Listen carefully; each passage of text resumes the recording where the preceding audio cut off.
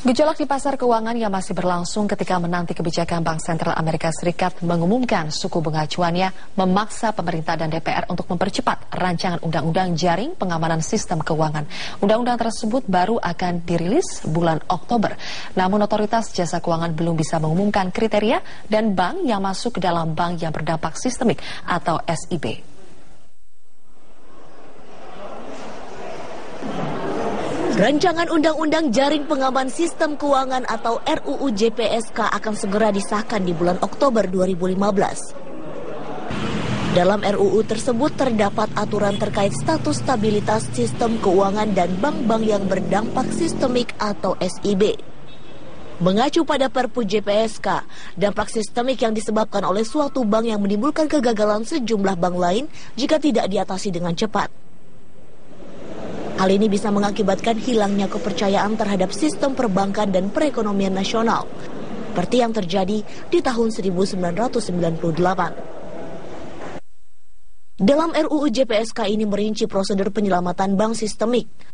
Pertama, tindakan mengatasi kesulitan likuiditas dengan mengajukan ke Bank Indonesia untuk mendapat pinjaman jangka pendek. Dan kedua, lembaga penjamin simpanan akan membentuk bank perantara untuk mengambil alih aset bank berdampak sistemik.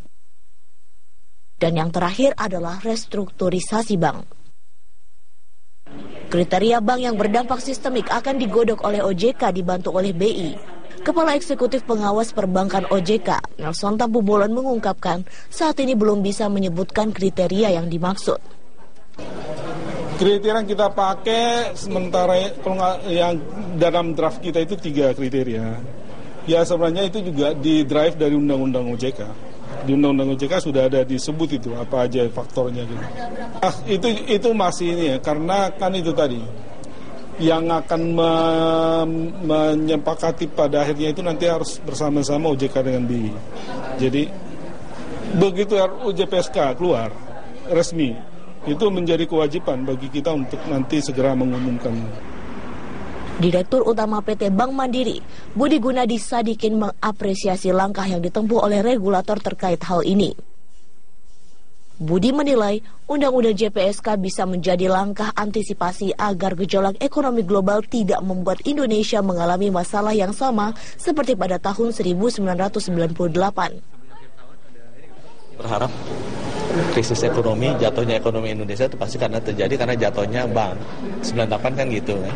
Di 2008 juga ada 2 bank jatuh kan, Senturi sama Indover yang jatuh. Itu aja udah ribut sekali. Itu memang institusi perbankan harus dijaga dengan hati-hati. Jadi kalau saya sih mendukung sekali dan saya rasa itu konsep yang bagus bahwa makin besar banknya memang regulasinya atau pengawasannya mesti lebih ketat. Tapi saya rasa juga sudah dilakukan dengan OJK. Saya sih melihat kondisi perbankan sekarang udah jauh lebih sehat ya. Sehingga insya Allah seharusnya nggak ada apa-apa. Komite Stabilitas Sistem Keuangan KSSK beranggotakan Menteri Keuangan, Gubernur BI, Ketua Dewan Komisioner OJK, dan Ketua Dewan Komisioner LPS.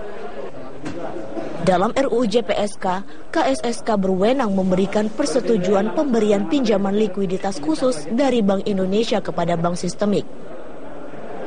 Dari Jakarta, Laraza Anissa, Muklis Effendi, Metro TV.